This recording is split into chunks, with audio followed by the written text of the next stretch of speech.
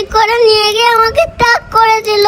এত সুন্দর সুন্দর চুল কে টাক করতে হবে? না প্লিজ প্লিজ না, আমি টাক হব না। না আমি যাবো না, আমাকে ছাড়ো না, আমি যাবো না প্লিজ। না মা প্লিজ, আমাকে আইসক্রিম দাও, আমি আইসক্রিম খাবো। আমাকে আইসক্রিম দাও, আমি বাইরের আইসক্রিম খাবো, আমাকে দাও।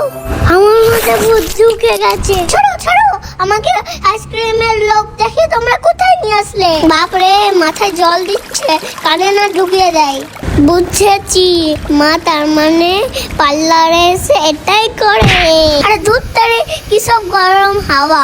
এই রে, চুলগুলো শ্রাদ্ধ করে ফেললো, লেজে নড়লে কেটে যাবে, ওর জন্য তো নড়তেও পারছি না। কি করে যে পালায়, চুলটা মোরগের মতন করে দিয়েছে। প্লিজ রাগ করো না, স্কুলে আমার বান্ধবীরা দেখে হাসবে। বাপরে, চুল কাটারও কি এত মেশিন হয় নাকি?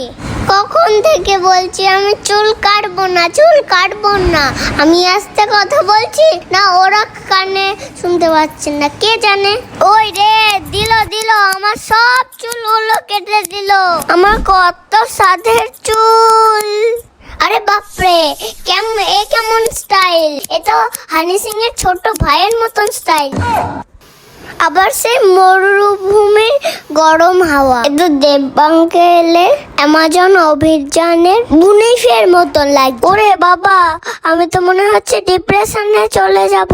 যাক, টাকটা করলো না, এটাই সৌভাগ্য। আমি ভেবেছিলাম মামা টাকই করে দেবে, কিন্তু মামা টাক করলো না। যাক,